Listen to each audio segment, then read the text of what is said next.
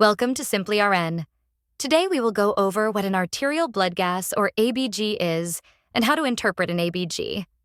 Okay, let's begin. An ABG test tells us whether the body is in acidosis or alkalosis, and it also tells us whether that acid-base imbalance is from a respiratory cause or a metabolic cause.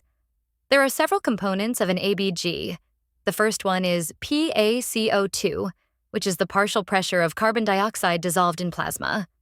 It basically measures how well the lungs get rid of CO2. The normal PaCO2 is 35 to 45. If CO2 is more than 45, the body becomes acidotic. If CO2 is less than 35, the body becomes alkalotic.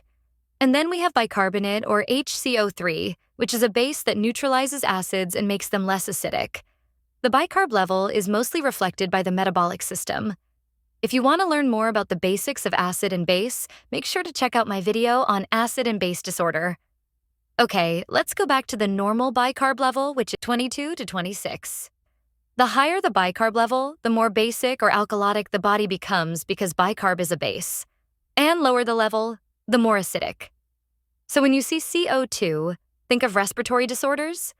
And when you see bicarbonate, think of metabolic disorders. We also have pH value as part of an ABG. pH is the measurement of how concentrated hydrogen ions are in the blood, and it is affected by the ratio of bicarb and carbon dioxide. Normal pH is 7.35 to 7.45. A pH of less than 7.35 is an acidosis, and a pH of more than 7.45 is an alkalosis. The ABG test also checks the PaO2 level, which measures oxygen level in the blood. The normal value is 80 to 100. It is important in clinical practices, but less important in interpreting ABGs for exams. Okay, so how do we interpret an ABG? How do we know if this is a respiratory or metabolic disorder? It is actually pretty simple. All you need to do is write out the normal ABG values like I have done here, and then figure out which direction the pH is going and which system, the respiratory or the metabolic system, that is also going toward the same direction. Let's explain this further with a practice question. Okay, so we have a pH of 7.15, bicarb of 23, CO2 of 58, O2 of 60. Let's tackle this one by one. The pH is 7.15, so it is less than 7.35, so this is an acidosis, so we circle the acidosis on the pH scale. The bicarb is 23. It is on the lower end, but still within the normal range, so we will leave that alone. The CO2 is 58, which is more than 45, so it is also an acidosis. So we will circle the acidosis on the CO2 scale. As you can see, we have both the pH and CO2 pointing toward acidosis, so acidosis 1. And we know CO2 is respiratory, so this is respiratory acidosis. On the other hand, if this was an alkalosis, you will have the pH pointing toward alkalosis and one of the two systems going toward the same direction. Let's look at an example of that. pH is 7.51, so this is alkalosis. Bicarb is 32, so this is also alkalosis. CO2 is 40, so this is normal. O2 is 90.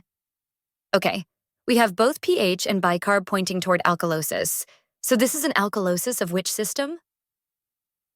The metabolic system because of the bicarb, so this is a metabolic alkalosis. Nice.